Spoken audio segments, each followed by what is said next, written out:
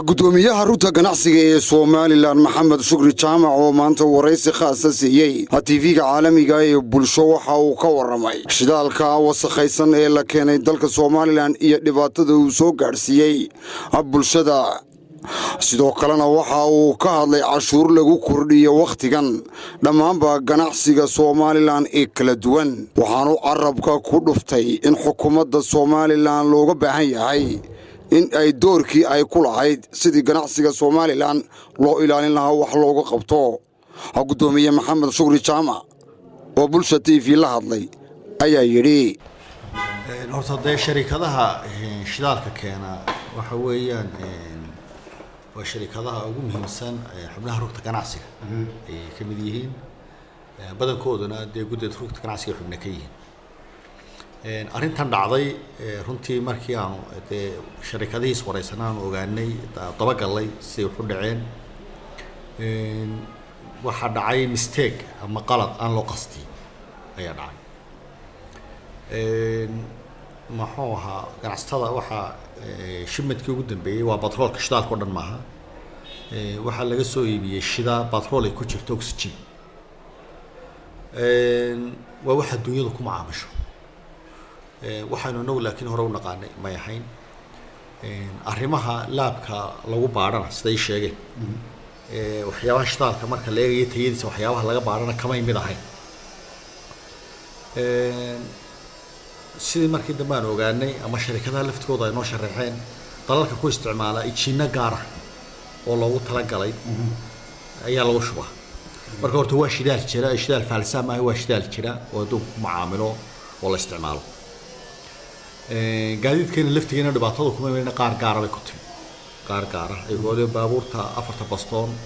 ee batroolka ay ku timi qaar kamid طبعا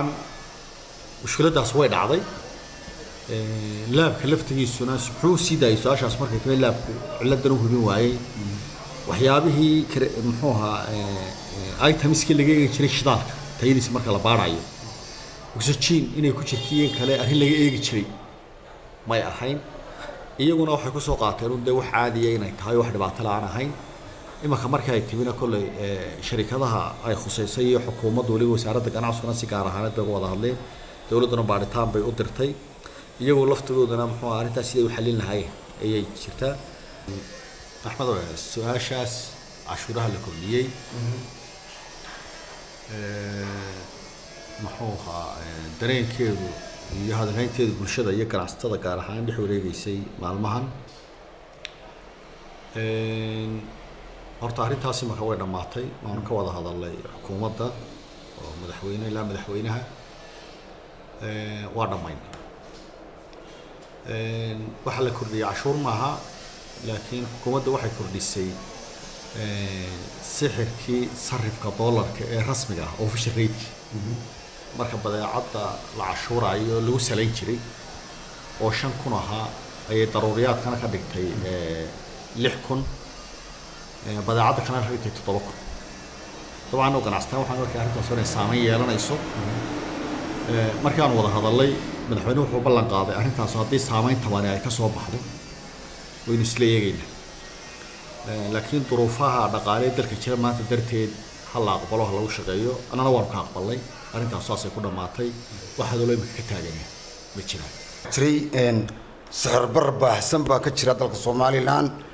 go'aamo badan bay xukuumaddu soo saartay waxyaalo badan baa la isku dayay in hoos loogu dhigo qiimaha maciishada iyo sarifka lacaga haddana waxaad moodaa inuu halkii uun waliba halkii uu taagan yahay arrimaha dhinaca sixir bararka gudoomiye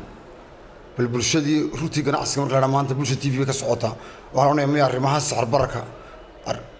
hoos u eegaan runta ganacsigu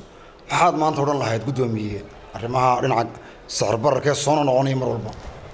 wato marka koobaade anagu ganacsataa inka ganacsatada waxa loo diray meheradiisa inuu kariyo faa'iido raadiyo oo kor u qaado meherada kala furan shaqaale abuurna sameeyo cashuur tala bixiyo laakiin xalinta mushkiladda aad tilmaamayso mandatekeeda hay'ada kala qaran ayaa kooxda saada weydiisay anagu saanu arkayno aan isleeyahay arrintaas way tahay horta sixir bararku uu ka dhashay laakiin waxa bararay isbedelay waxa weeyaan qiimihii Soomaaliland shilinka hoos u dhacay marka loo eegayo dollarka badeecaduna dollar bay noogu timaaday ku qiimaysan tahay marka dollar ahaa mesela qofka incomekiisu dakhligiisu yahay dollar sixir barar ku dhacay ma jiro oo tobankii dollar waxay shalay u goynayeen bay maantana u goynayaan laakiin qofkii dakhligiisu ahaa Soomaaliland shil sida shaqaalaha dawladda ciidamada dadku u badan yihiin dakhligooda Soomaaliland shilinka ahaa maadaama shilinka uu qiimo dhacay dakhligiisii muxuu ahaa hayntiisii wixii shalay u goynaysay maanta u goyn mayso marka xagga way ka noqon kartaa arrintu laakiin asalkeeda waxa weeyaan waxa qiimo dhacay oo qiimihiisa hoos u dhacay marka loo eego lacagaha qalaad Soomaaliland shilin arrintaas taariikh dheer ayay leedahay